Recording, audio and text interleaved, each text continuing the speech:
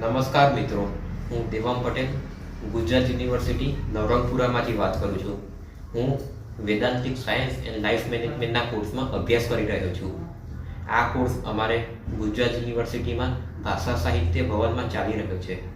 આજે હું તમને આ કોર્સમાં આવતા એક વિષય આઈટીએસ વિશે જણાવીશ કે જે વિષય અમારા ભણતરમાં આવે છે. આઈટીએસમાં અમે જીવન જરૂરિયાત મનકા બનીએ છીએ. એમાં સૌથી પહેલો મનકો છે એકાગ્રતા, કે જીવનમાં કોઈ પણ કાર્ય કરતા પહેલા એકાગ્રતા જરૂરી છે. એકાગ્રતા એટલે મનની સ્થિરતા. તમે કોઈ પરીક્ષાની તૈયારી કરતા હોય અને એ પરીક્ષા દરમિયાન તૈયારી કરતા પહેલા તમે 2 મિનિટ પલાટી વાળીને બેસો અને મનને એક જગ્યાએ કેન્દ્રિત કરો અને પછી પરીક્ષાની તૈયારી ચાલુ કરો તો તમારી તૈયારી અતિ ઉત્તમ થાય છે. એવી જ રીતે મને બીજો સૌથી વધુ ગમે છે તે છે આત્મવિશ્વાસ, કે હું કરી શકીશ તેવી ભાવના. કોઈ પણ કાર્ય કરતા પહેલા આત્મવિશ્વાસ સૌથી જરૂરી છે. ત્રીજો સૌથી મહત્વનો મનકો મને લાગે છે નિર્ભરતા, કે આપણે કોઈના પર નિર્ભર ના રહેવું જોઈએ. આપણે પોતાના પગ પર ઊભા રહેવું જોઈએ. આમાં નિર્ભરતાનો મતલબ ખાલી પૈસાથી નથી, પણ એની અંદર તમે ફોન ચલાવતા આવડી ગયું, લેપટોપ ચલાવતા આવડી ગયું, ગાતા આવડી ગયું, બોલતા આવડી ગયું.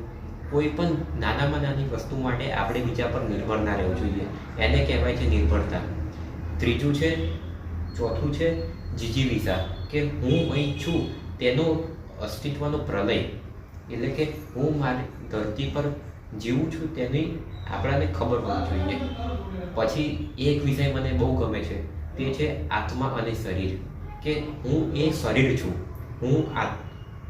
આ જે મારું બહારનું દેખાય છે પૂતળું, એ ફક્ત શરીર છે, પણ મારી અસલી પહેચાન મારા આત્માથી છે.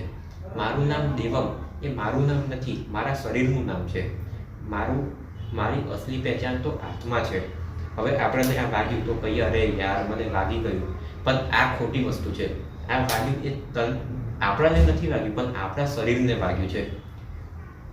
આવી જ રીતે મનકામાં એક વસ્તુ આવે છે ત્યાગીને ઉપયોગ કરવો, એટલે કે આજે માણસ જોઈએ તો નાનામાં નાની વસ્તુઓનો ગુલામ બની ગયો છે. મકાન, કપડાં, પૈસા, ફોન. આજે માણસ ફોનનો ઉપયોગ નથી કરતો, પણ ફોન આજે માણસનો ઉપયોગ કરે છે.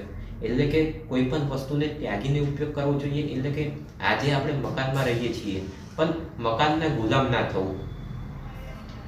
કાલે ઝૂંપડપટ્ટીમાં રહેવાનું થાય તો આપણને ફાવવું જોઈએ.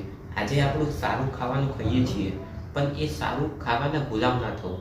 કાલે કંઈક જગ્યાએ ખરાબ ખાવાનું થાય તો એ ખરાબ ખાવાનું પણ આપણને કોઈ ભાવવું જોઈએ. એવી જ રીતે ફોનનો પણ તમે એક કામ કરો, તમારા એક પ્રયોગ કરો. તમારે જ્યારે કામ હોય ત્યારે જ તમે ખિસ્સામાંથી બહાર ફોન કાઢો, તો તેને કહેવાશે સાચો ફોનનો ઉપયોગ. એવી જ રીતે અમારો એક મનકામાં આવે છે કે ભેદભાવ ના કરો. જ્ઞાતિ, ઊંચ નીચનો આ અત્યારે જોઈએ તો ભેદભાવ ઘણો વધી ગયો છે. એ આપણે ભેદભાવ ના કરવો જોઈએ. બધાને સમાન નજરથી જોવા જોઈએ. પછી છે કે પ્રકૃતિનું જતન કરો. જો આપણે પ્રકૃતિનું જતન કરીશું તો પ્રકૃતિ આપણું જતન કરશે. ઈશ્વરની બનાવેલી આ બધું નિર્માણ ઈશ્વરે કર્યું છે. જો આપણે ઈશ્વરની બનાવેલી રચનામાં ખલેલ પહોંચાડશું તો પછી એ રચના આપણાને ખલેલ પહોંચાડશે. આ મનકા ફક્ત અમે અભ્યાસક્રમ પૂરતા સીમિત નથી રાખતા, પણ આ મનકાઓને કેવી રીતે જીવનમાં ઉતારવાના એનું એક પ્રેક્ટિકલ કરીને સમજીએ છીએ. અમારા સર અમને કે આ પહેલા મનકા તો કહે છે, પણ એને જીવનમાં ઉતારવાની રીત અને એને અપ્લાય કેવી રીતે કરવાનું એ પણ શીખવાડે છે. જય હિન્દ, જય ભારત.